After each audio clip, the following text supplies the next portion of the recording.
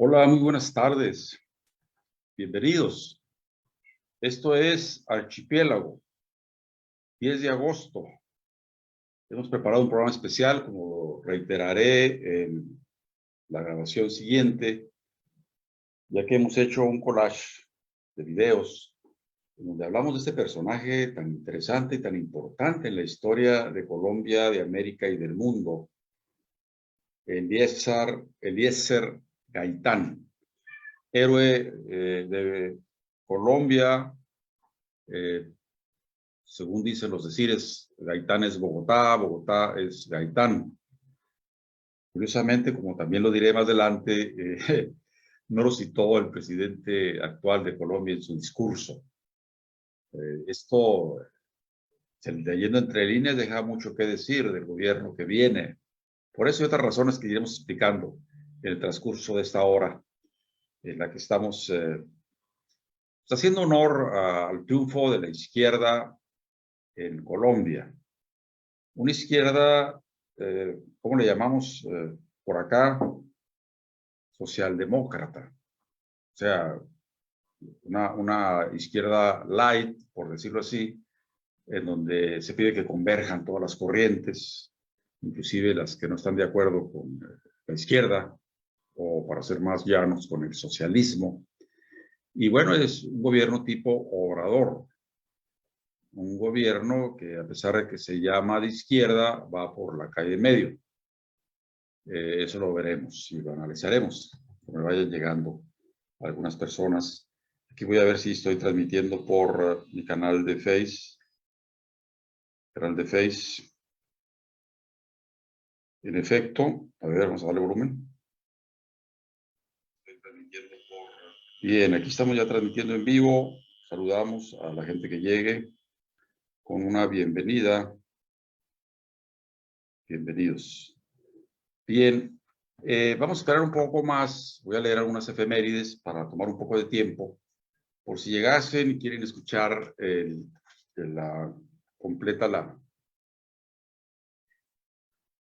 comí un higo. Ya. Completa la versión de este programa de Archipiélago, en donde pues estamos felices de que haya ganado Petro, ¿no? Con todo lo que ya dije anteriormente. Quiero leer, como muchas de las veces en mis programas, las efemérides del libro Los hijos de los días, de don Eduardo Galeano. Vamos a ver, tenemos que estar al pendiente si llega alguien. Aquí. Vamos a empezar por la efeméride de ayer, Día de los Pueblos Indígenas. Rigoberta Menchú nació en Guatemala 4 siglos y medio después de la conquista de Pedro de Alvarado y 5 años después de la conquista de Dwight Eisenhower. En 1982, cuando el ejército arrasó las montañas mayas, casi toda la familia de Rigoberta fue exterminada y fue borrada del mapa la aldea donde su ombligo había sido enterrado para que echara raíz. 10 años después, ella recibió el Premio Nobel de la Paz y declaró, citamos, recibo este premio como un homenaje al pueblo maya, aunque llegue con 500 años de demora. Fin de la cita. Los mayas son gente de paciencia, han sobrevivido a 5 siglos de carnicerías. Ellos saben que el tiempo, como la araña, teje despacio. Esta es la palabra del hombre. Bueno, hay que ver en la época de don Porfirio, la paliza que les arrimaron a los mayas junto con los yaquis, ¿no? Allá en Valle Nacional, bueno, eso creo que queda en Oaxaca, y en Yucatán, la parte de arriba de Yucatán. Bueno, también vamos a leer la efeméride del día de hoy. Las efemérides de el maestro Eduardo Galeano son efemérides que no van necesariamente con las efemérides comunes y corrientes, el día de la bandera, el día de Benito, etc. sino que son efemérides tomadas, sí, de la fecha correcta, pero de periódicos, enciclopedias, sucesos sociales, que tienen obviamente un sentido muy significativo de, ¿cómo diríamos?, de contenido social, ¿no? Y aquí dice lo siguiente. Agosto 10, Manuelas. Todos hombres, pero era una mujer, Manuela Cañizales, quien los reclutaba y los reunía para que conspiraran en su casa. La noche del 9 de agosto de 1809, los hombres pasaron horas y horas discutiendo que sí, que no, que quién sabe, y no se decidían a proclamar de una buena vez la independencia de Ecuador. Y una vez más estaban postergando el asunto para mejor ocasión, cuando Manuela los encaró y les gritó: cobardes, miedosos, nacidos para la servidumbre. Y al amanecer del día de hoy se abrió la puerta del nuevo tiempo. Otra Manuela, Manuela Espejo, también precursora de la independencia americana, fue la primera periodista de Ecuador. Como ese era un oficio impropio para las damas, publicaba con seudónimos sus audaces artículos contra la mentalidad servil que humillaba a su tierra. Y otra Manuela, Manuela Sáenz, ganó fama perpetua por ser la amante de Simón Bolívar, pero además ella fue la mujer que combatió contra el poder colonial y contra el poder macho y sus hipócritas pacaterías. Bueno, una palabra que no conocía. Pacaterías. Salvador, bienvenido. Qué gusto que estés por acá. Te miré muy callado la última vez, el lunes pasado. A ver. También está Audi, Avina, Moisés. Bienvenidos. Aquí los estoy localizando en mi Face. No sé si a todos les he marcado aquí porque dice que los invite, pero están invitados desde luego. Bueno, estoy leyendo las efemérides antes de entrar al programa que está establecido para el día de hoy, que es en referencia al líder social de finales de los 40 en Colombia, el doctor colombiano. A ver, ¿qué pasó? ¿Dónde está el nombre? Eleazar. Ahorita vamos a hablar de Eleazar. No solamente yo, sino que vamos a traer algunos videos donde hay gente doctora en historia que nos va a contar el asunto de Eleazar Gaitán. Y ya que estamos enganados aquí con los efemérides, vamos a leer la última de las 3 que leí, que aquí se van a quedar grabadas y las voy a poner, se van a quedar en Facebook, obviamente, y las voy a subir este programa a mi radio, radiomorena.net, más tarde. Voy a leer una última efeméride del libro Los hijos de los días de don Eduardo Galeano. Familia se llama esta, es del 11 de agosto. Según se sabe, en el África negra y en la América indígena, tu familia es tu aldea completa, con todos sus vivos y sus muertos. Y tu parentela no termina en los humanos. Tu familia también te habla en la crepitación del fuego, en el rumor del agua que corre, en la respiración del bosque, en las voces del viento, en la furia del trueno, en la lluvia que te besa y en el canterío de los pájaros que saludan tus pasos. Esta es la palabra del hombre en el libro Los hijos de los días de don Eduardo Galeano.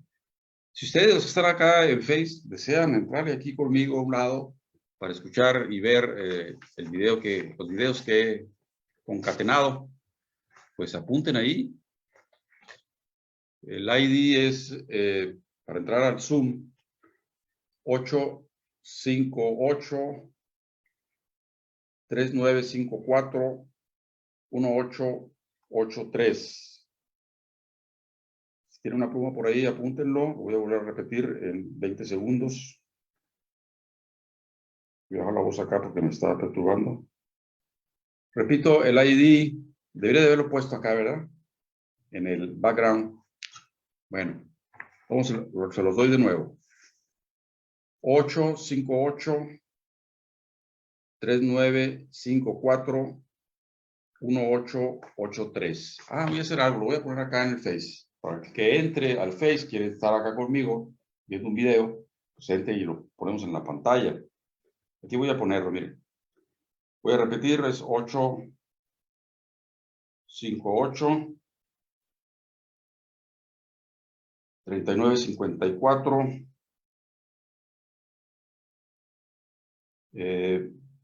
1883. No ocupa password, ¿eh? Voy a revisarlo. 858 3954 y 1883. Ahí está. Ahí está. Bien, pues vamos a empezar con el programa de hoy. Me van a volver a ver y a escuchar, pero ya en el video que preparé. Así es que atentos, que vamos con Eleazar Gaitán, un héroe nacional de Colombia, que habría que analizar al final de esta transmisión cómo fue que no fue mencionado en el discurso del señor Petro, presidente de Colombia, en Bogotá, que es la ciudad donde la peleó este Gaitán, luchando por combatir la oligarquía y la inmoralidad. Pero bueno, son temas de reflexión. ¿Cómo andará el asunto que un presidente de izquierda no puede hablar del héroe nacional? Pero bueno, ahí vamos viendo, ¿no? Aquí vamos a entrar entonces al screen para pasar la transmisión susodicha. Oído. Bien, aquí vamos a escuchar los 40 minutos de estos expertos que nos van a hablar de Gaitán hasta las raíces más profundas, ¿sí? Y va a pasar un segmento y luego ahí se ponen los créditos. Y sí, hay otra parte que es, creo que muy importante, después de la primera etapa, ¿eh? Viene. Clases dirigentes colombianas que de alguna manera trazaban sus dinastías a la colonia o a comienzos del siglo XIX. Y Gaitán, incluso en su aspecto físico, tenía la misma cara del pueblo, exigía igualdad para el pueblo, y era una prueba fehaciente de que un hijo nacido del pueblo podría llegar a ser grande. Estamos tras un pueblo, la defensa de un pueblo oprimido y puesto al margen, de inmensas multitudes abandonadas y escarnecidas y burladas en todos sus intereses, a las cuales se les halaga pero no se les cumple. Gaitán era una persona que siempre habló defendiendo a la raza latinoamericana en contra de los prejuicios de la idea de que era una raza viciosa, mestiza, inferior, etc.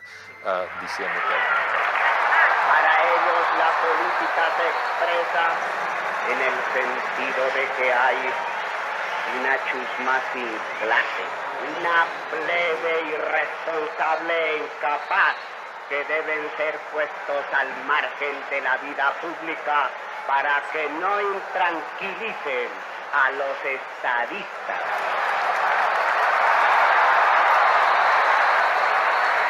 Se forma el progreso de las patrias que no puede vivir en la inactividad de unos mentirosos frentes sociales de las oligarquías, sino entre las ansias y las necesidades de los pueblos que se oponen y de los gobiernos que se vayan empujados por el fuego revolucionario de los que no están en el poder.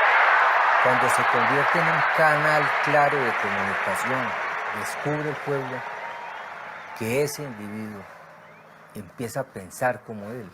Y el otro aspecto que me parece muy simbólico y muy representativo de Gaitán tenía que ver con dos cualidades que se le reconocen a los bogotanos, y es el conocimiento y el manejo del idioma y de las leyes. Este es un país de leyes y un país de letras, y Gaitán tenía esas dos grandes cualidades. Era un hombre de una fluidez de palabra impresionante que arrancaba ovaciones de las masas.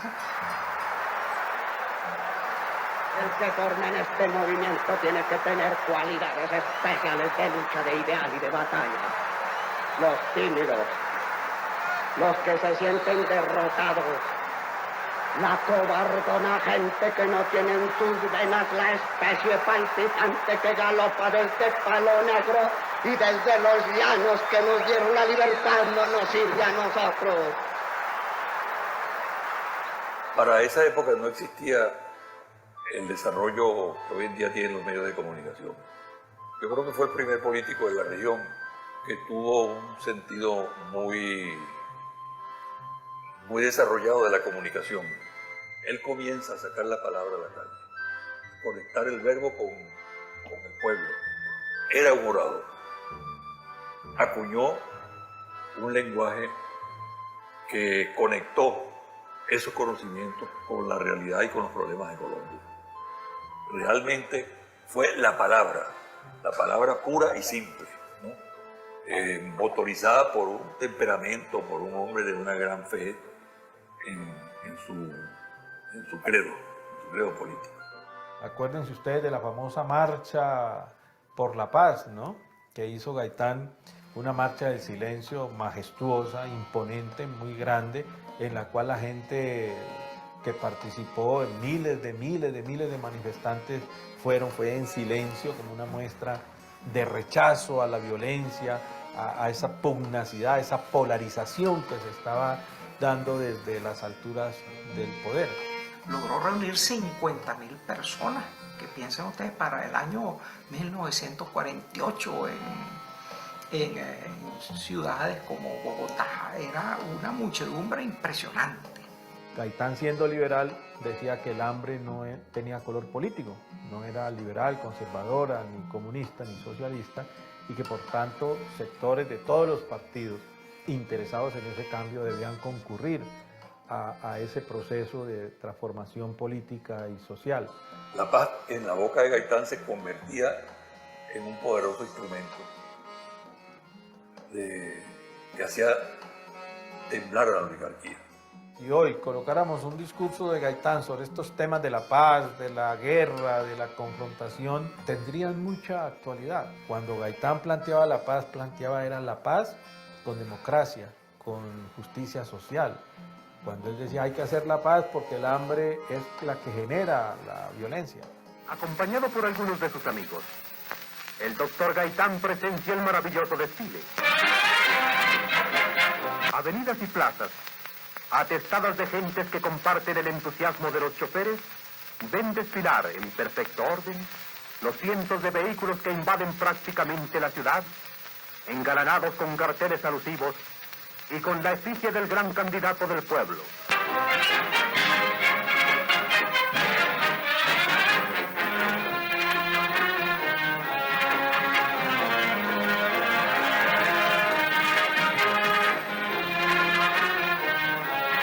Jamás en la historia política de Colombia se había podido presenciar un entusiasmo más fervoroso y permanente alrededor de un movimiento político. Gaitán era indomable, se movía de acuerdo no solamente a unas necesidades que había en el país, sino a unos vientos que se respiraban democráticos en el continente en favor de cambios, y eso de alguna manera lo interpretó Gaitán, y por eso él no se planteaba un gobierno liberal solo, él planteaba un gobierno muy plural, muy de frente único, digamos, para la época, y eso no le gustó a estos señores, por supuesto. Eso para ellos era un problema, era una dificultad. Por la restauración moral y democrática de Colombia, a la carga.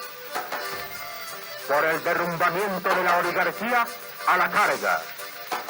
Por el triunfo del pueblo, a la carga. Cuando él intenta desarrollar un movimiento político que apuntaba a rapar de las manos de la plutocracia el poder, se empieza a diseñar de alguna manera un sistema para eliminarlo del contexto sociopolítico del país. Es decir, mientras él estaba jugando de una manera intachable con las cartas de la legalidad, con las cartas de las vías constitucionales del voto, la oligarquía manejaba la baraja del asesinato. Y entonces es un juego desigual en el cual Gaitán lamentablemente no podía ganar y nadie podía ganar, porque ese fue el inicio de 60 terribles años de violencia en Colombia, cuyo fin todavía no se vislumbra.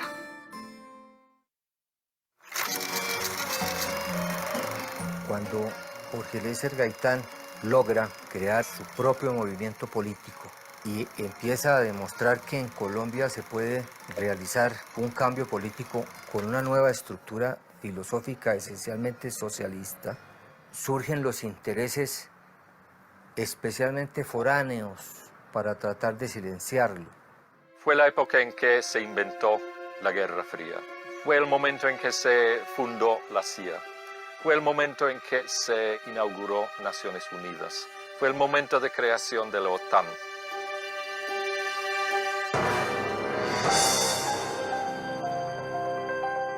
La organización del mundo de la posguerra, el mundo de la Guerra Fría, se estaba instituyendo en aquella época. Fue un momento extraordinario.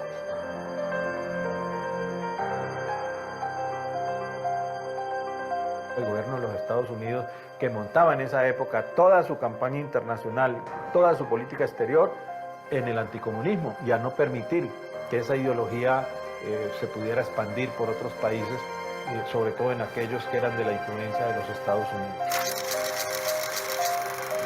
Se reunía en Bogotá la Conferencia Panamericana, es decir, la reunión de los países latinoamericanos con los Estados Unidos para determinar la política de relaciones y la política a seguir por los países latinoamericanos. Fue una conferencia destinada pues, a homogeneizar la región bajo la doctrina ya del anticomunismo claro y abierto.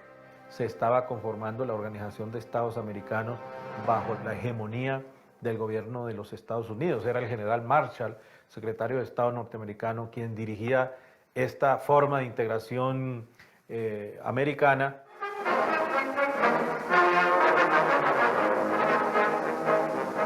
La novena Conferencia Internacional Americana celebrada en Bogotá termina felizmente sus reuniones y el presidente de la delegación venezolana, señor Rómulo Betancourt, es comisionado para pronunciar las palabras de clausura. Y luego pasan todos a firmar el acta de clausura de la conferencia que termina en ese día. Entonces cualquiera que tuviera un discurso que se saliera de ese statu quo en la época, pues era ubicado pues como un enemigo, como un terrorista, para hablar en el lenguaje de hoy. La OEA se fundó en Colombia en ese Congreso de la Unión Panamericana. Como instrumento de Estados Unidos para controlar el hemisferio, por supuesto. La firma del acta final por estos hombres americanos todos es el punto final que se da a toda una serie de sesiones tendientes a dotar a América de un sistema de derecho internacional que tanto significa para Venezuela y para todas las naciones americanas de pensamiento verdaderamente libre y de sentir positivamente democrático.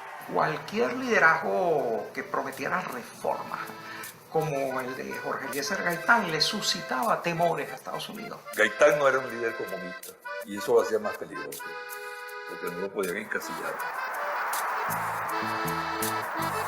Un río humano, como jamás había sido visto en Colombia, se desborda desde el circo sobre la carrera séptima y al ser alcanzado por la multitud del candidato presidencial, ésta lo alza en hombros y lo lleva a través de la ciudad. En medio de la más espléndida manifestación popular, fue proclamada la candidatura del doctor Jorge Eliezer Gaitán en un acto histórico que no podrá olvidar, porque esta candidatura constituye el más íntimo anhelo de un pueblo que se ha fatigado de su propia inercia y que ambiciona la grandeza y la prosperidad a que todos los patriotas sinceros de Colombia aspiran. El pueblo movilizó sus energías a los gritos de combate que lo llevarán al triunfo final.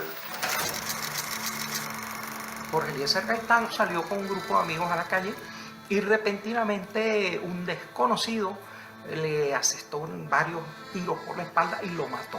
Y lo mató durante la Conferencia Panamericana cuando Gaitán salía de su oficina En esas condiciones los Estados Unidos consiguió lo que quería en la Conferencia Panamericana, una declaración absoluta y radicalmente anticomunista.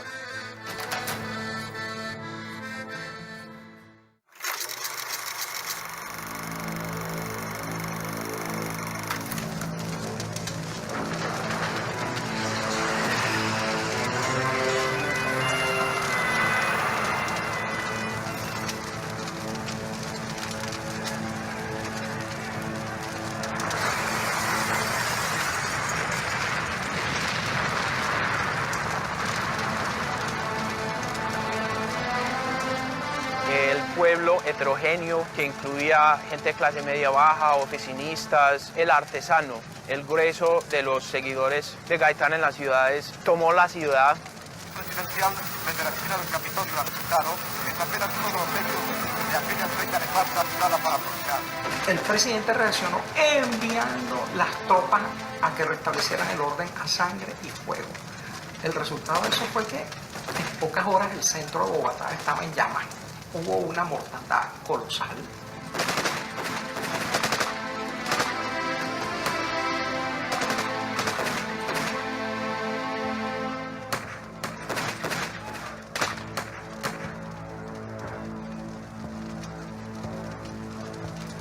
La rabia de los bogotanos se expresa destruyendo la ciudad. Es un impulso autodestructivo de la ciudad.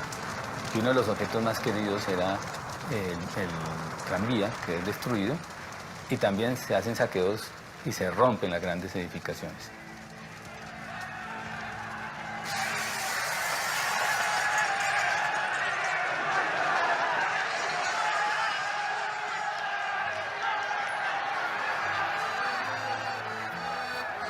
Se calcula que hubo 2.000 o 3.000 muertos. Bogotá, que estaba incendiada desde la Plaza de Bolívar hasta la calle 20 en llamas. Aquello fue pues una hecatombe terrible.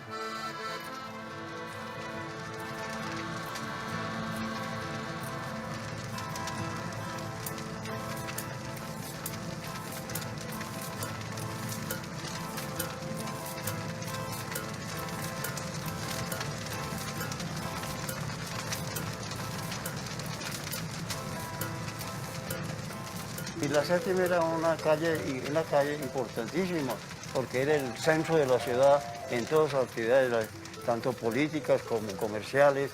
De manera pues que al otro día yo me fui a tomar fotos de las ruinas.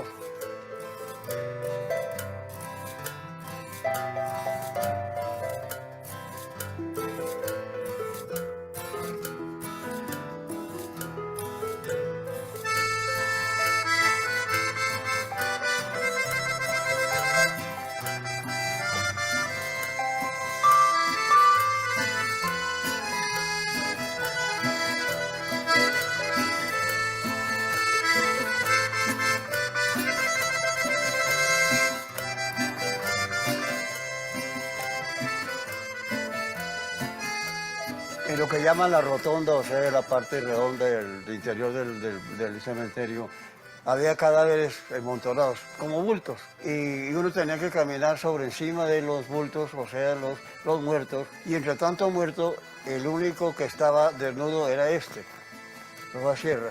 No tenía sino la corbata. Y le tomaron las huellas al cadáver y las confrontaron con las que tenían de la policía, y comprobaron que ese señor había sido Rojas Sierra el causante del problema. Demostraron a través de la acción directa su rabia y su furia por la muerte de su líder, que ofrecía la única posibilidad en ese entonces para el progreso de los movimientos sociales en Colombia.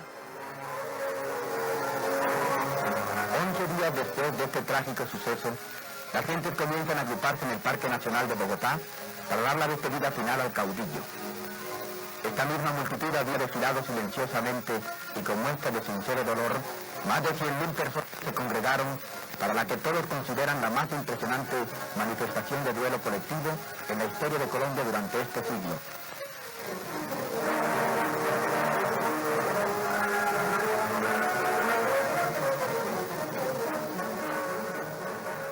Hablar de un náufrago político, como yo siempre he planteado a Gaitán, implica hablar de el barco que se hundió con él. La nave que se hundió con Gaitán estaba constituida por un pueblo que nunca había tenido la oportunidad de que alguien lo escuchara. A la llegada de un grupo de jefes del Partido Liberal, la multitud les abre paso y les aplaude agitando sus banderas negras, pues debe cumplirse la orden impartida por los organizadores del acto de guardar el más absoluto silencio. Hay incluso un libro basado en una frase de un periodista colombiano, Plinio Puleyo Mendoza. A la pregunta ¿en qué momento se jodió Colombia? Decía, justamente cuando mataron a Gaitán. Lo que vino después del asesinato de Gaitán, la violencia, fue una verdadera tragedia para el movimiento popular en Colombia y los seguidores de Gaitán. Y los conservadores dijeron, bueno, ya que hemos impuesto a sangre y fuego esta especie de orden de los sepulcros, vamos a completar la tarea, liquidando de una vez las cabezas visibles del Partido Liberal, para que nadie más se atreva a proponer cambios radicales o reformas radicales. Y allí empezó una violencia de ambos lados que rápidamente llevó a la insurrección rural y que en última instancia no ha cesado todavía hoy, 60 años después. Comenzamos nuestra tarea el día después de nuestra llegada, pero no había manera de resistir la impaciencia del gobierno colombiano. No era la intención del gobierno colombiano que lleváramos adelante algo parecido a una investigación abierta, y habíamos anticipado que se nos pediría simplemente aplicarnos al estudio de un material ya recolectado y traducido para asistirnos, sin llevar adelante cualquier otra investigación posterior que pudiera haber sido necesaria. Si esto es todo lo que el gobierno colombiano poseía, que podría ser de interés para nosotros, poseía entonces singularmente poco. El gobierno de Ospina Pérez, por ejemplo, uno de los primeros actos que hizo después de que se resolvió esta situación fue romper relaciones con la Unión Soviética y expulsar a todos los diplomáticos soviéticos de acá. Hay muchas teorías, pero yo creo que muy poca gente cree realmente en la teoría de un complot comunista, ni siquiera los norteamericanos. La teoría de que los comunistas estuvieron envueltos en el asesinato está basada en que habrían hecho planes para sabotear y desacreditar la Conferencia Internacional de Estados Americanos. Ninguna evidencia ha sido presentada hasta ahora que vincule a los comunistas colombianos con el asesinato. A mí no me cabe la menor duda que en este crimen tuvo que ver el gobierno de los Estados Unidos. El asesinato selectivo es un método de trabajo ordinario de los cuerpos de seguridad de Estados Unidos. De modo que el FBI, la CIA, alguna de esas agencias de seguridad, bien puede haber ordenado esa muerte. No hay una prueba evidente. En cuanto a la conexión directa, quedó en el misterio. Que los comunistas locales fueron los responsables es descartado virtualmente por toda la información disponible que poseen las agencias de inteligencia de la embajada, y que además ellos tenían más que ganar a largo plazo de un Gaitán vivo que del incidente que su muerte provocó. La teoría que tiene mayor sustento, basada en todos los factores conocidos, es que Roa ejecutó un plan creado por una pequeña conspiración de furibundos conservadores. Que la verdad vaya a ser alguna vez oficialmente descubierta o confirmada es altamente dudoso. El asesinato de Gaitán no fue por ideas políticas, fue por intereses económicos, que cada una de las facciones, liberal, conservadora, veían que en sus manos se iban a perder, porque naturalmente en nuestro medio quien conozca la verdadera historia de Colombia va a encontrar que hay oligarquía política, oligarquía sindical, oligarquía laboral, que no son más que pequeños grupos que detentan el poder. Quien quiera ser serio no podría identificar exactamente quién asesinó a Gaitán si olvida que el único factor preponderante en esa época y aún ahora con mayor acento es el signo del dinero. En el momento de la muerte y el asesinato de Gaitán, Colombia ya había entrado en una guerra civil no declarada que después iba a ser llamada simplemente la violencia. Con la muerte de Gaitán, la violencia comenzó a llegar a otra escala de destrucción y barbarie. Se desencadenaron todos los demonios.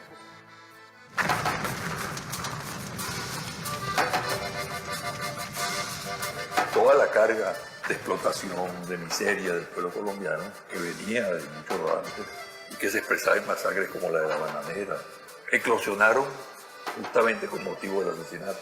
Yo creo que no ha habido un crimen en América Latina que haya tenido el mismo impacto que el asesinato de Gaitán.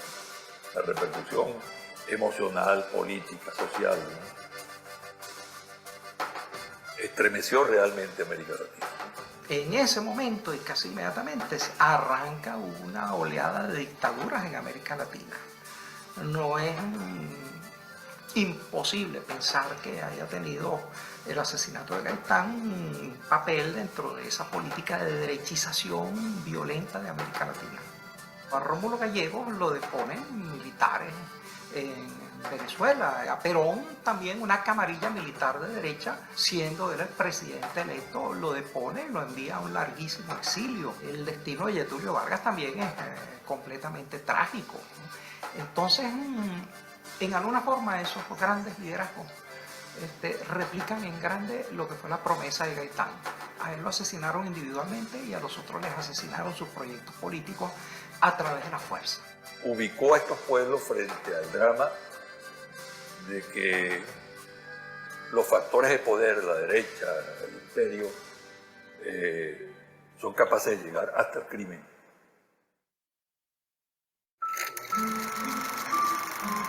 En Colombia no ha muerto nunca ningún presidente del país.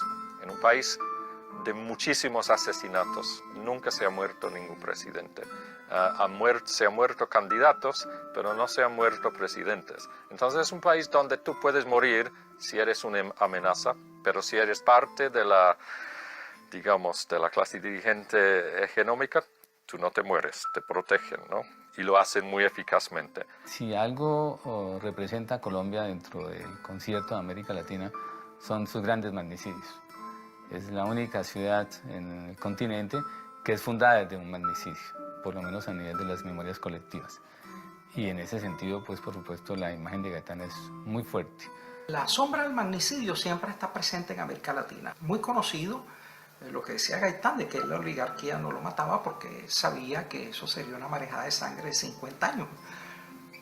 Uno se pregunta si la oligarquía venezolana o las potencias extranjeras comprenden lo mismo con relación a Chávez.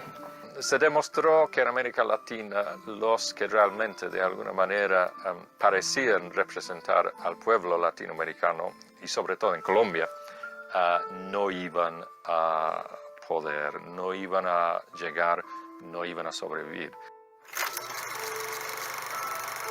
Esa causa del conflicto colombiano de hace 60 años ahí sigue incólume, intocable. Yo creo que el legado de Gaitán es un legado de transformación, de democracia, para allanar el camino de la paz. Cuando hubo un fuerte que quiso abusar del débil y un débil que no quiso someterse al abuso del fuerte.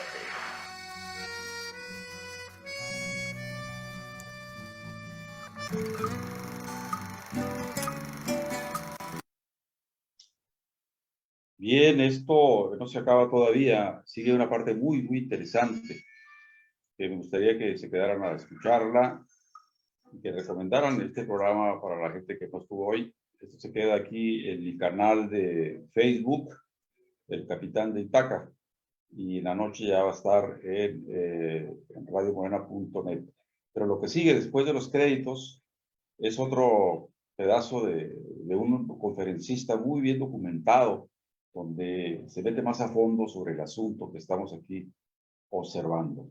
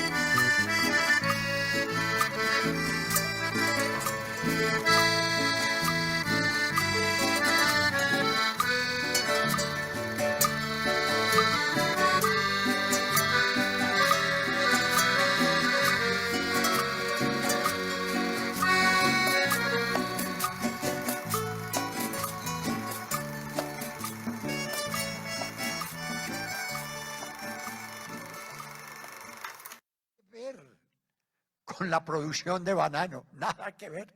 Era una producción autónoma e independiente de la United Fruit Company. Nada. No, la legislación laboral era de la United Fruit Company.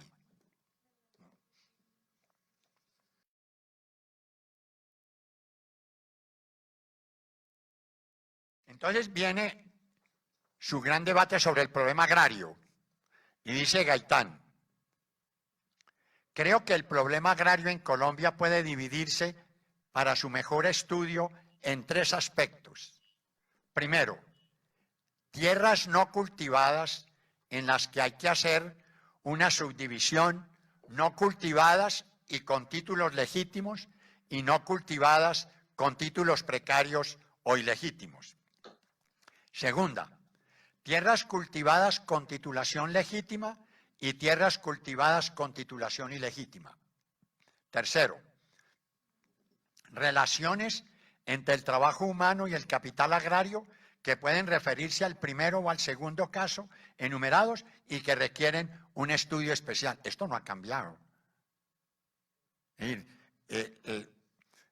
Tenemos 30 millones de hectáreas en manos de 2.000 terratenientes. Esa es la bobadita, ¿no? Ha aumentado la producción capitalista en la agricultura, por ejemplo.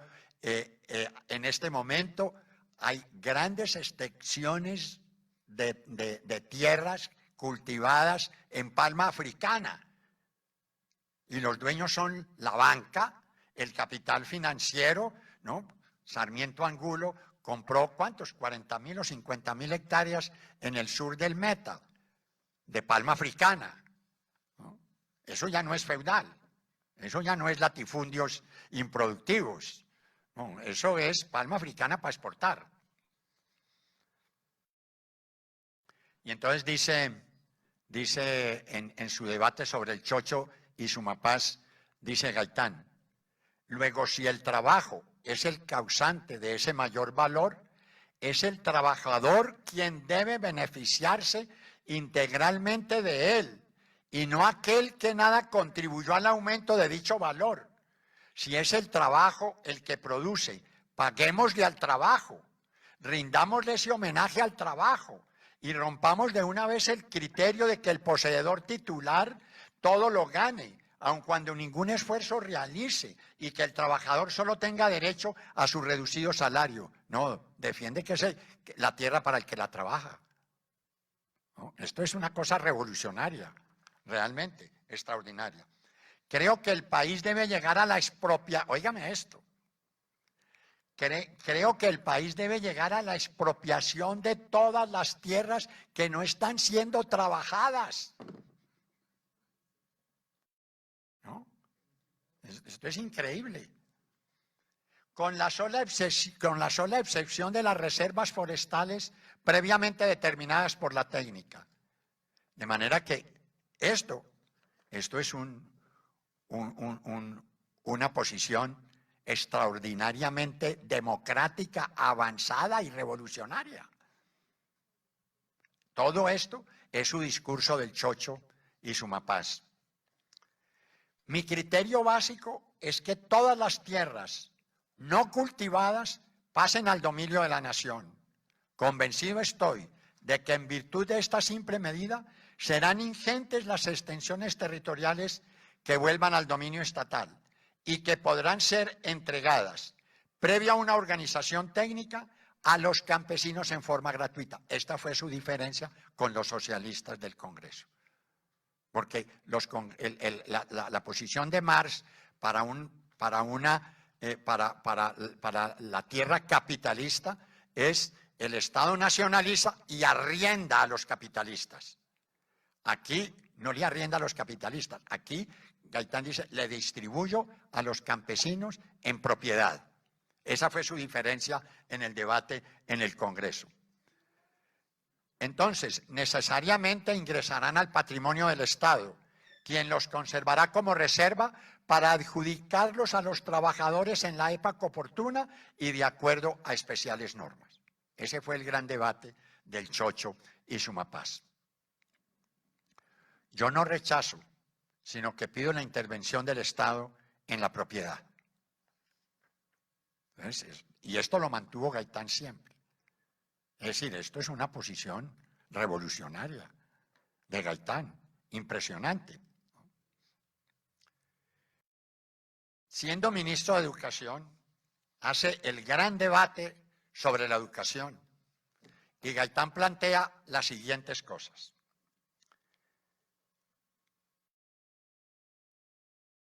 Gaitán defendía que la educación había que quitársela a la Iglesia. ¿Qué fue lo que pasó? ¿Por qué la Iglesia tenía la educación en Colombia? ¿Y el concordato de cuándo? De 1887. Entonces, aquí hay que contar, porque para poder entender esta pelea de Gaitán, de que la Iglesia no debe tener la educación, lo que pasó con Núñez. Núñez se separó de su mujer siendo presidente y se juntó con Soledad Román, que había sido su novia de toda la vida. Y era el presidente de Colombia, de un país católico, que tenía que arreglar todo con la Iglesia, ¿no es cierto?, que estaba amancebado. Entonces, Núñez se fue donde Monseñor Paul, el arzobispo de Colombia, y le dijo: Monseñor, hagamos un acuerdo. Yo le entrego las tierras que le había quitado Tomás Cipriano de Mosquera y la educación, y usted me casa con Soledad y me da el divorcio. Aquí no existía el divorcio en ese momento. Había existido en los periodos radicales, había existido el divorcio. Pero ya había entrado Núñez y se había acabado el divorcio. En la Constitución del 86 no hay divorcio. ¿Cómo iba a haber divorcio si la Constitución la hizo Miguel Antonio Caro? ¿No? Miguel Antonio Caro tomaba primero agua bendita y después se alimentaba.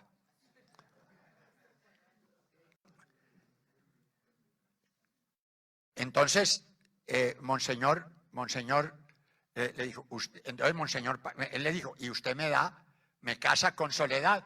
Y Monseñor Paul le dijo, yo lo caso con Soledad. Entonces, Núñez le entregó las tierras y la educación. La educación se la vino a quitar a la Iglesia la reforma del concordato de López Michelsen.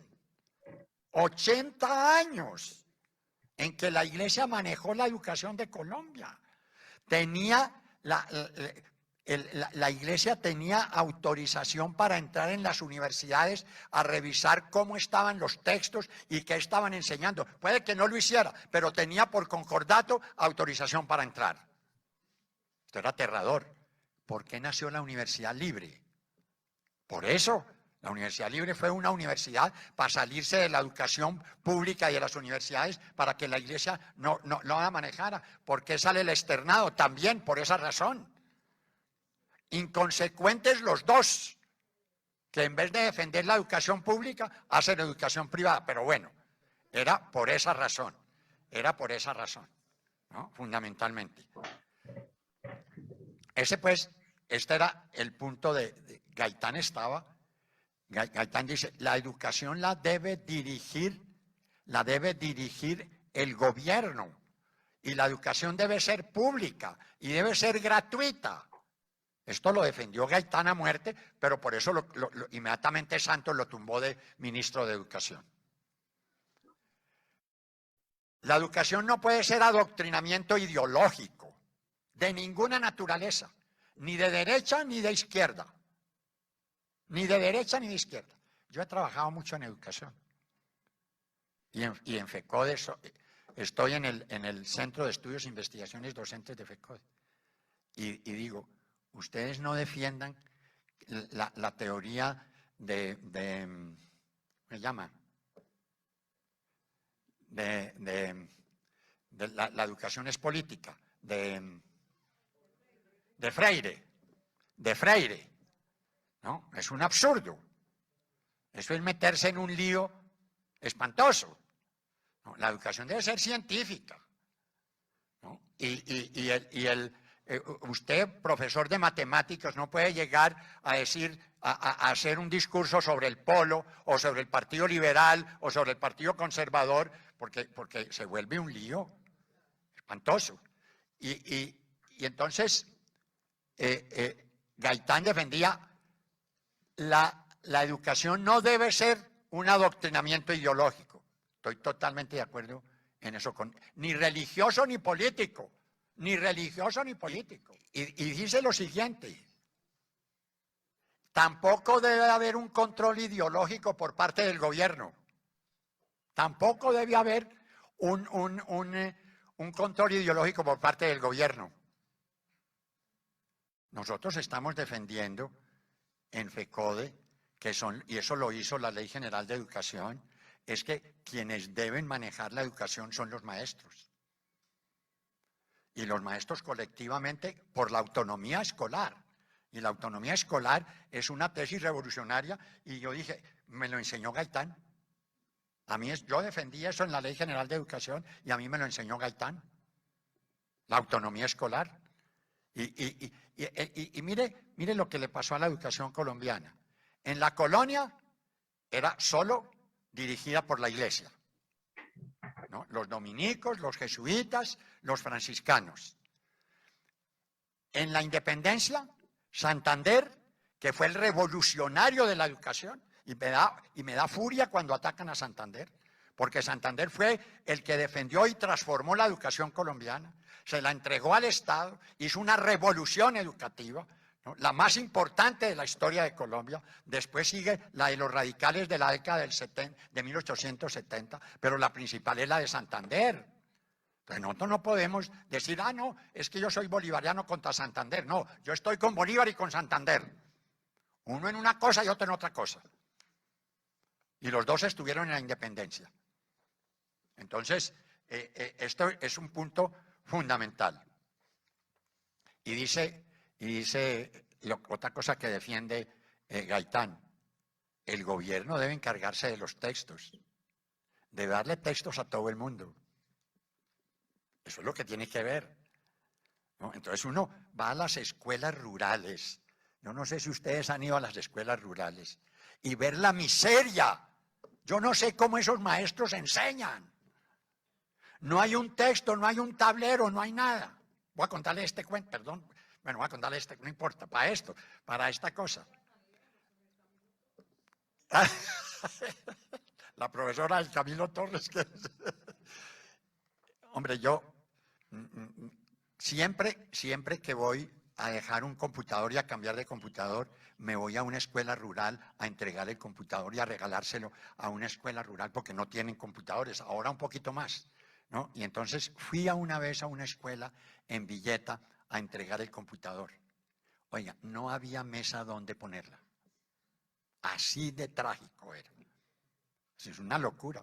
Claro, vinieron todos los padres de familia, nunca habían visto el computador, los niños apenas lo estaban viendo. Bueno, eso fue pero no había dónde poner el computador y dónde conectarlo, óyeme. Bueno, es la tragedia. Dice Gaitán, no todo el mundo tiene que ser doctor. No todo el mundo tiene que ser doctor. Debe haber diversidad de orientaciones e impulsar la educación técnica. Estoy totalmente de acuerdo con ese punto. Aquí debe haber universidad y debe haber educación superior intermedia, ¿no?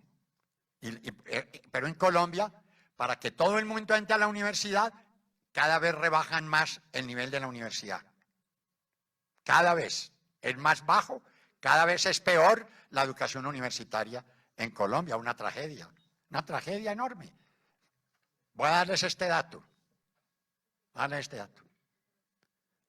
Cuando yo todavía estaba en las universidades, pensionado hace rato, el 70% del profesorado de la universidad pública era de tiempo completo y el 30% de tiempo parcial, de diferente tipo. Hoy es el 20% de tiempo completo y el 80% de tiempo parcial. Es una locura. La universidad colombiana está en la olla. Toda. Vaya a la universidad privada y es peor. Cualquiera que cojan, tal vez los Andes se salva. Tal vez se salve los Andes. Pero no hay educación, no hay universidad privada que se salve del profesorado. En la Universidad Javeriana es como el 20% de tiempo completo y el 80% por horas, ¿no? Y así, eso es una locura.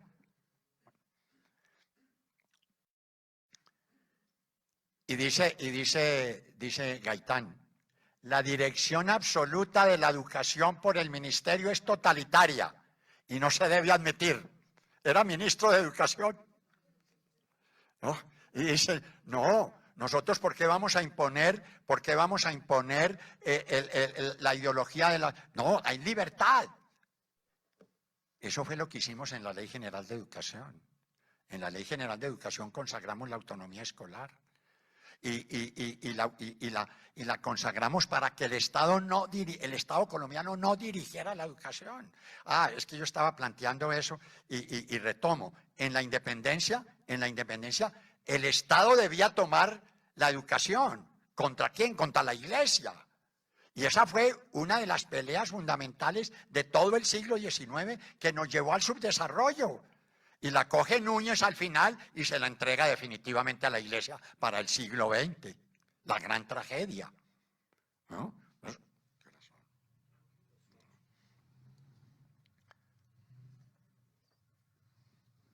Y dice Gaitán, la dignidad de los maestros significa que deben ser bien pagados y no con aguardiente como sucede en el país. Es que eso hasta hace muy poquito le pagaban a los maestros con aguardiente, ¿no? Porque el Estado no pagaba. Con la municipalización de la educación, la Constitución del 86 municipalizó la educación. Entonces eran los municipios los que estaban encargados de pagarle a los maestros. Entonces los alcaldes no tenían plata, entonces no le pagaban. ¿Cómo le pagaban? Con aguardiente. Las licoreras eran las que pagaban el salario de los maestros. Entonces los maestros salían o a tomárselo o a vender a ver cómo compraban el mercado. Y Gaitán dice, como ministro de Educación, dice lo siguiente: debemos y necesitamos otorgar todo nuestro apoyo a la alta cultura de investigación y de pensamiento, pero sin olvidar por ello las distintas gradaciones y zonas de hombres a quienes hay que armar con los conocimientos prácticos para los distintos menesteres de la lucha vital. Yo estoy totalmente de acuerdo con eso. Totalmente de acuerdo con eso.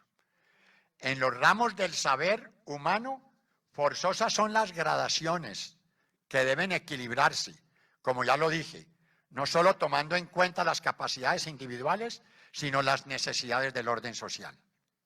Bueno, esto tiene una condición. Y hay una cosa muy importante. Gaitán tuvo una posición antiimperialista. No creo que Gaitán tuviera una noción del imperialismo de tipo leninista. Yo no creo eso. Pero sabía que había un enemigo que dominaba el país. Eso sí lo sabía Gaitán. Y mire lo que dice. En un principio, el imperialismo conquistaba tierras ajenas, llevando allá sus tropas y sus escuadras. He allí el ataque orgánico internacional. Pero cuando la humanidad avanza, llegamos al ataque fraudulento contra otras naciones. Vemos entonces a los imperialistas planear y consumar revoluciones entre los habitantes de un país, pagarlas, subvencionar altos funcionarios, sujetos influyentes y traidores que procederán a pedir protección al pueblo imperialista para debelar a los revolucionarios. produciéndose así la penetración y la conquista, como si estuviera viendo lo que nos está sucediendo. Es el caso de la adquisición fraudulenta internacional. Avanza más la humanidad y llega la conquista técnica. No veremos ya los cañones disparando contra las naciones débiles ni la provocación de revoluciones internas. El sistema será distinto y ceñidamente legal en apariencia. Se enviarán al país que quieren dominarse grandes empresas, bancos poderosos, capitales ingentes que lo irán invadiendo y dominando con la aceptación regocijada de los ciudadanos. Es como si estuviera leyendo un libro famoso de un tipo llamado Lenin, El imperialismo fase superior del capitalismo. Increíble. Ya no se trata de violar la ley escrita, sino que mediante la expansión financiera, aun permaneciendo inviolada la legislación, se impondrá el más fuerte desde el punto de vista económico. No se necesitará perpetrar el ataque de derecho al Estado débil, sino que será absorbido por las vías legales y quedará entregado legalmente al adversario. Tratado de Libre Comercio. No. He ahí el hecho de la conquista técnica. Eso es Gaitán. ¿No? Es increíble. Y dice Gaitán, nacionalista, y dice, ni ahora ni nunca claudicaré nuestro espíritu nacionalista. Y se emociona uno. Hoy siempre lo defenderemos, porque creemos que las naciones latinoamericanas tienen un peligro cierto en los imperialismos, pero nuestro nacionalismo ha de ser siempre un culto severo y solemne a la República. Es un ataque a los representantes conservadores del periódico de la hegemonía conservadora, digo ahí. Cuando él dirigía ese periódico, un gobierno conservador había entregado ya los periódicos a la Tropical. Un gobierno conservador también había colocado a una sección de la República bajo el dominio sin límites de las más fuertes compañías norteamericanas. Un gobierno de ese mismo partido había entregado las concesiones del ferrocarril de La Dorada y del que une a Puerto Colombia con Barranquilla. Los factores económicos que ponen en peligro la independencia del pueblo habían sido concedidos a extranjeros y por eso el poderío americano había clavado ya sus arpas en la economía nacional. Para aplaudir. Eso es una cosa extraordinaria. Bueno. Este era Gaitán. Este fue Gaitán. Gaitán que defendía a los obreros, que defendía a los campesinos, que defendía la educación nacional, una educación científica, una educación sin la injerencia del gobierno, una educación avanzada y técnica, las dos, una educación de alto nivel y una educación técnica, impresionante. Y un Gaitán que defendía la nación, que defendía la independencia, que estaba contra todos los imperialismos. Realmente Gaitán era un dominador de la palabra impresionante, impresionante. Gaitán hizo su central obrera, él organizó los obreros, y hizo sindicatos, y organizó su central obrera. Y Gaitán tenía más apoyo en las ciudades que en el campo. A pesar de eso, yo creo, como ya dije, que ganaba las elecciones para presidente. Y en todas partes, yo me acuerdo, yo soy de Manizales, y estaba en la casa de mis padres, y ellos eran antigaitanistas furibundos. Gaitán para ellos era el demonio. Pero las muchachas del servicio ponían el radio a Gaitán. Y entonces llegó a Manizales a la huelga de los choferes. Y los choferes se tiraron, se acostaron en la calle para que no pasaran los carros y para que no pasara. Y Gaitán llegó allá y echó un gran discurso extraordinario. Y yo lo oí, me acuerdo, yo creo que tenía por ahí 10 años, 11. Y me quedó para toda la vida el discurso de Gaitán. No me importa si lo entendí muy bien o no me importé muy bien, pero era defendiendo a los choferes, ¿no? Y mi casa era una casa de oligarcas. Y eso me impresionó a mí extraordinariamente. Y yo dije, pero ¿por qué en mi casa están contra Gaitán? ¿No? Si Gaitán está defendiendo es aquí al pueblo. Siempre me pensé eso, ¿no? Y ya pues, a la hora de la verdad, uno tiene esa influencia de Gaitán. Colombia hubiera sido diferente. Yo sí estoy convencido de eso. No sé si Gaitán iría a ser un buen gobernante. No tengo idea. Pero la muerte de Gaitán cambió el país. No, eso no tiene la menor duda. La historia de Colombia del siglo XX es antes y después de Gaitán. O mejor dicho, antes del asesinato de Gaitán y después del asesinato de Gaitán.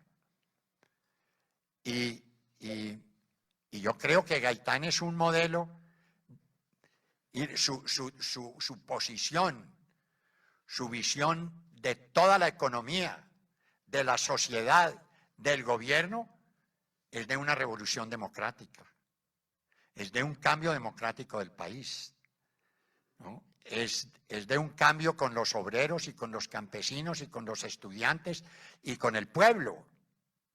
Por eso la oligarquía liberal lo odió.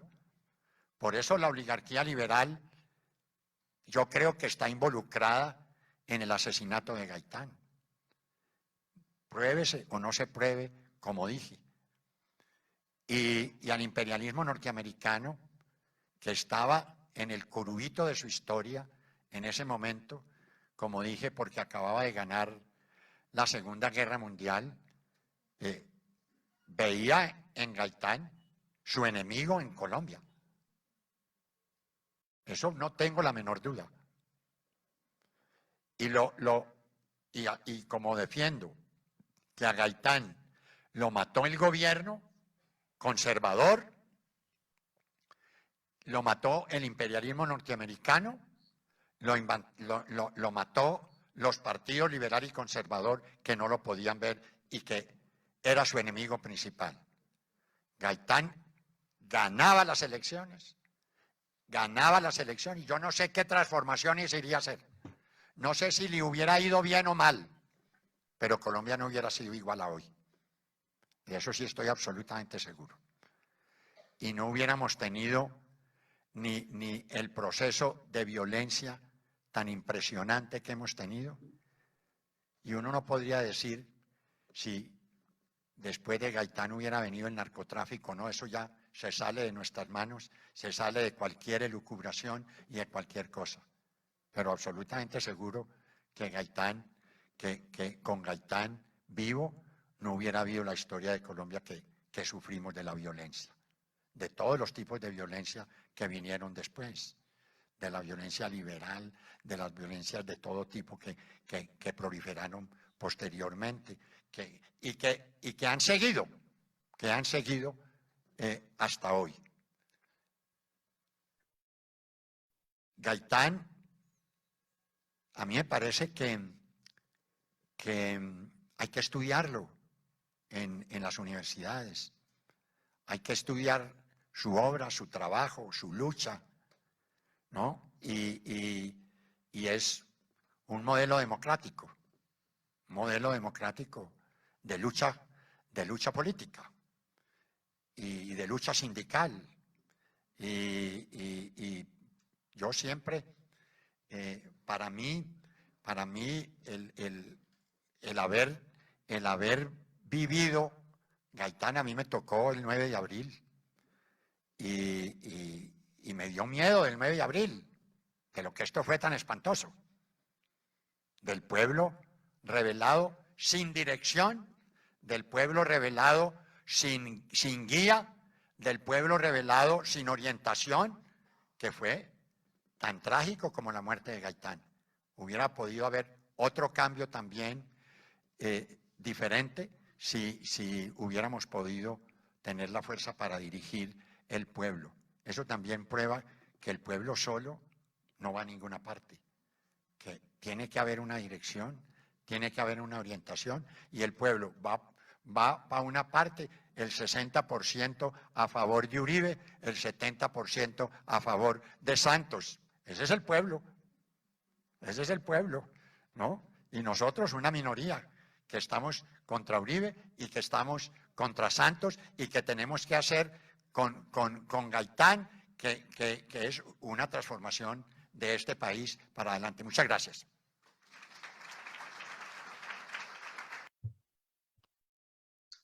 Bien, aquí lo tienen, este documental en 2 episodios.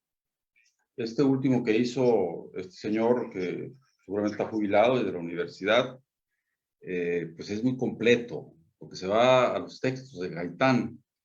Yo decía al principio de esta charla que estuve viendo hoy, miércoles 10 de agosto, la toma de protesta de Gustavo Petro, el nuevo presidente de izquierda de Colombia, y que no mencionó a Gaitán, ¿no?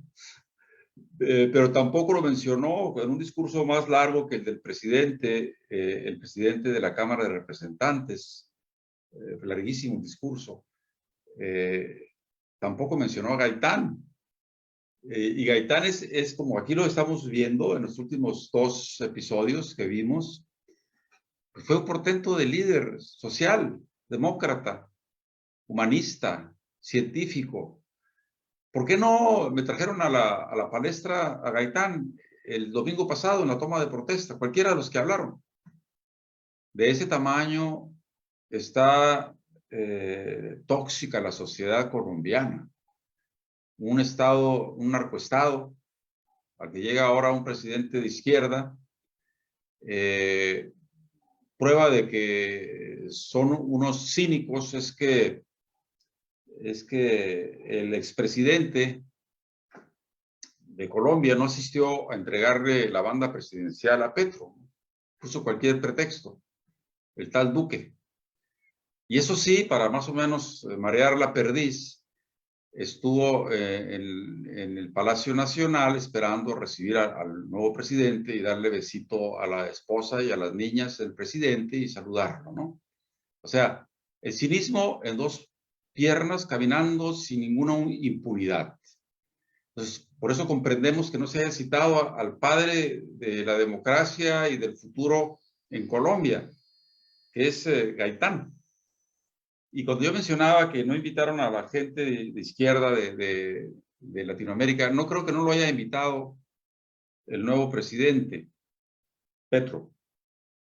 Pues resulta que también es de sentido común pensar que en un país que puña contra Venezuela, por ejemplo, desde sus fronteras, organizando atentados de muerte al presidente Maduro, pues no va a ir Maduro a un país donde todavía huele a sangre y a pólvora y a marihuana y a cocaína y a todo, ¿no?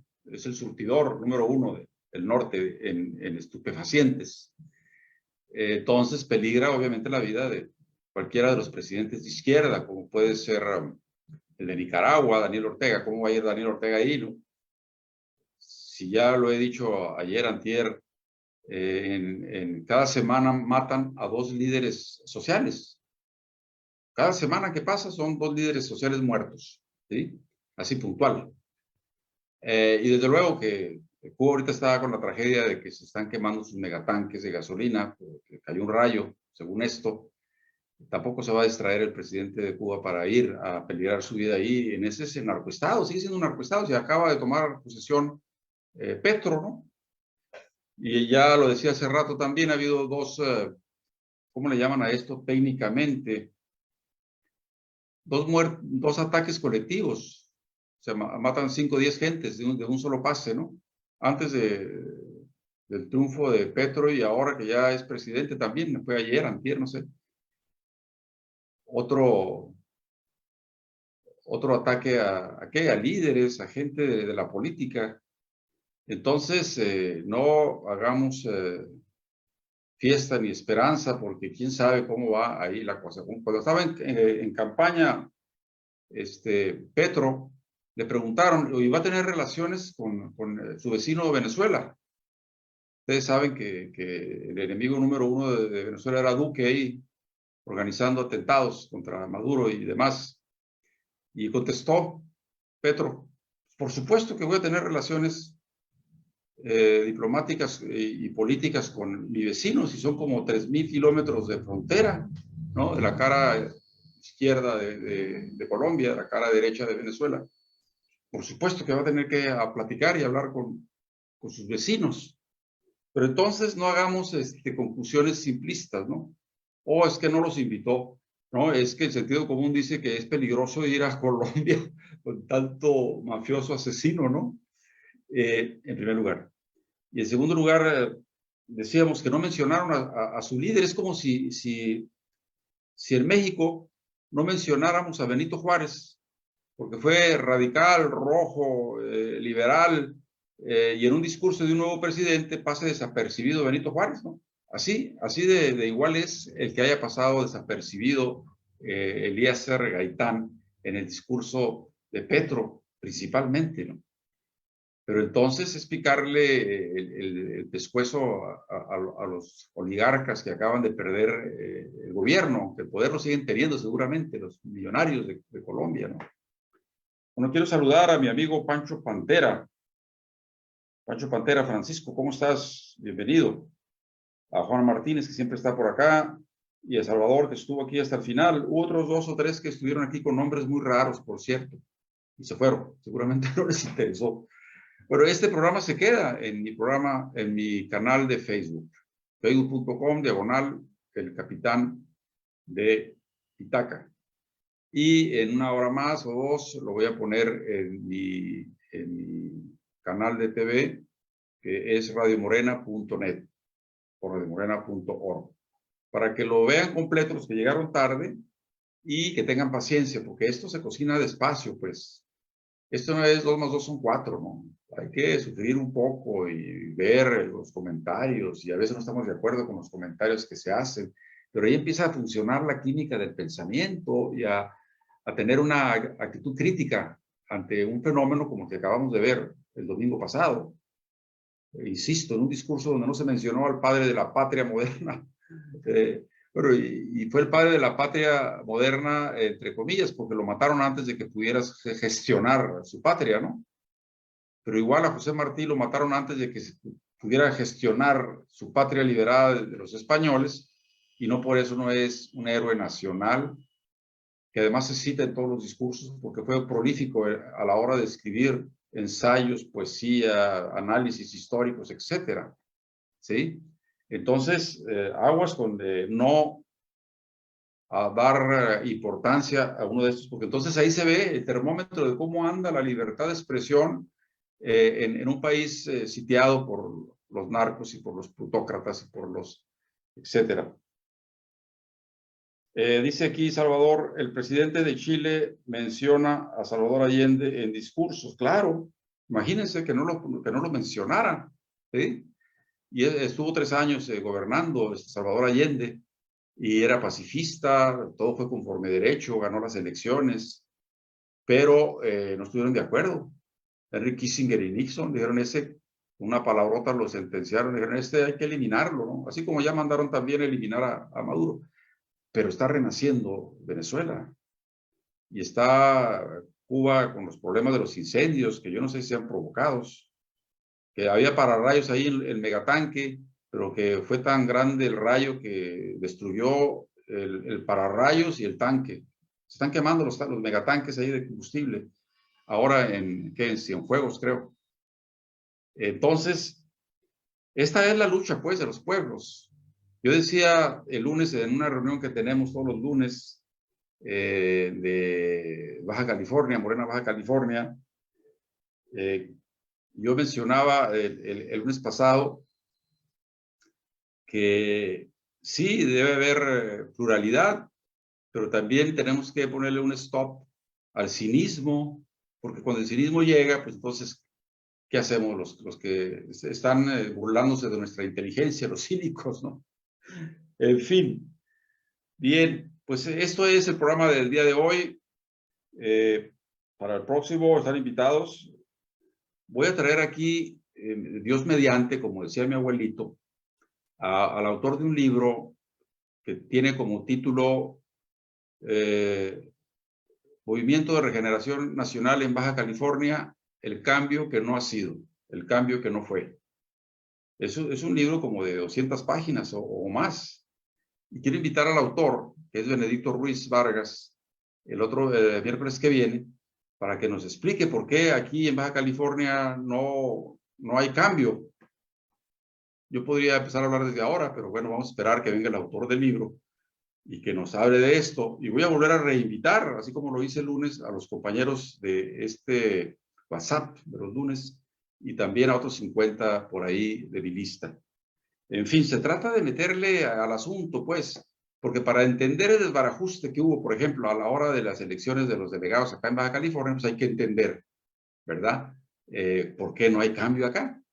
Lo dice un estudioso, un doctor en ciencias sociales, Benedicto Ruiz, un politólogo, que entonces da las claves de por dónde fue y cómo es que no está sucediendo el cambio, ¿sí?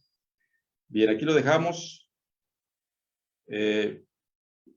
Aquí voy a llamarle a Salvador más al rato, si es que no es muy noche, para platicar con él, porque quiero saludarlo y preguntarle algunas cuestiones.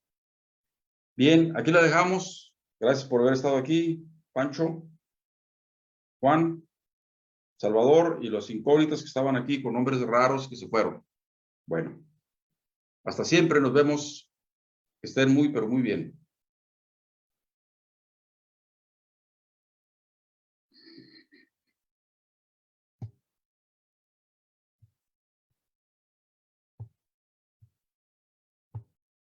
Relativamente modernos de la Colombia de los años 40. Y bueno, voy a dar la introducción.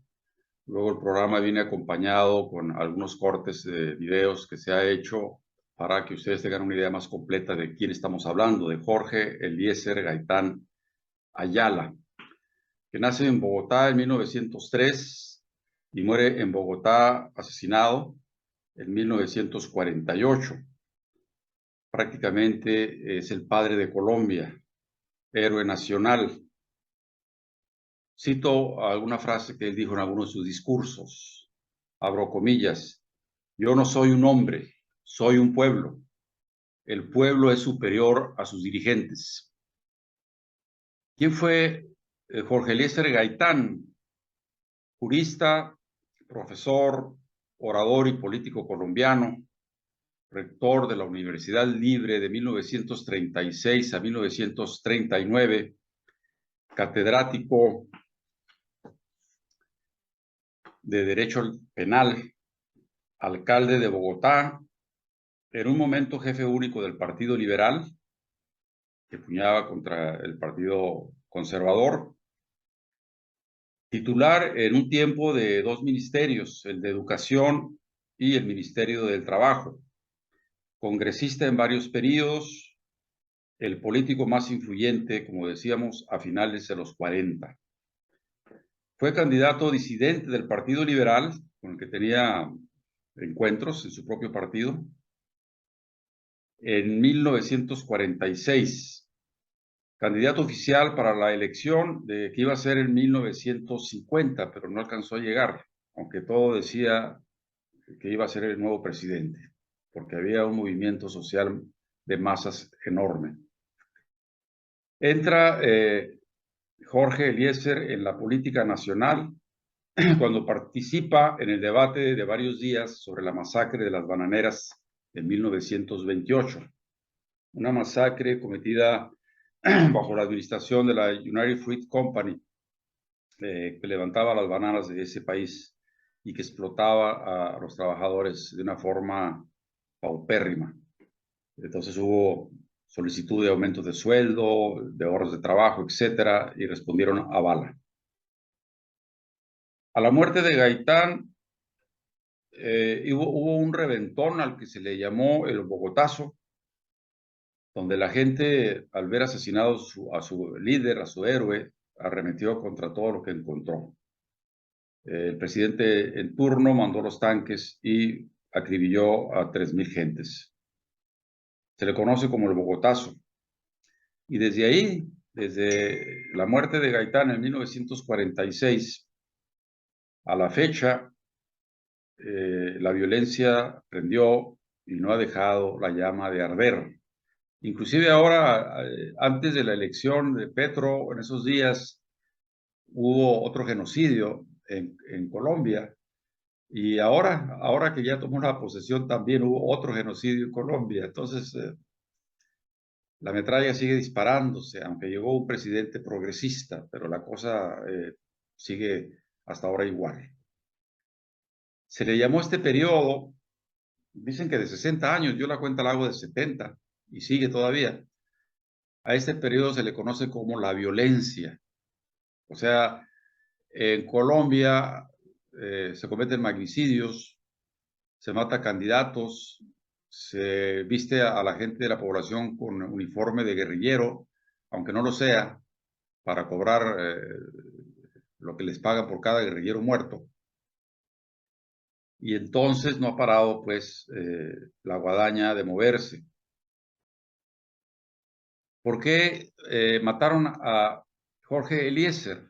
Ya decíamos que era un hombre de ideas, de ideales, progresista, se decía socialista inclusive. Y entonces la oligarquía, que era su enemigo frontal, y obviamente el partido conservador, mandó matarlo para evitar que llegara el socialismo a Colombia. Se ha declarado crimen de lesa humanidad, el crimen de Eliezer Gaitán. 70 años después, la Comisión de la Verdad, la comisión que se formó para poder descubrir las verdades de los crímenes tanto de la guerrilla como del ejército actual, esa Comisión de la Verdad anunció que solicitará a la Fiscalía General de la Nación que reabra el expediente de Gaitán, del asesinato de Gaitán. Seguimos hablando en esta síntesis del personaje. En lo académico obtuvo el título de doctor en Derecho y Ciencias Políticas. Esto fue el 29 de octubre de 1924. Con la tesis titulada precisamente Las ideas socialistas en Colombia. En esta tesis se declara socialista. Incorpora postulados marxistas en su lectura de la realidad.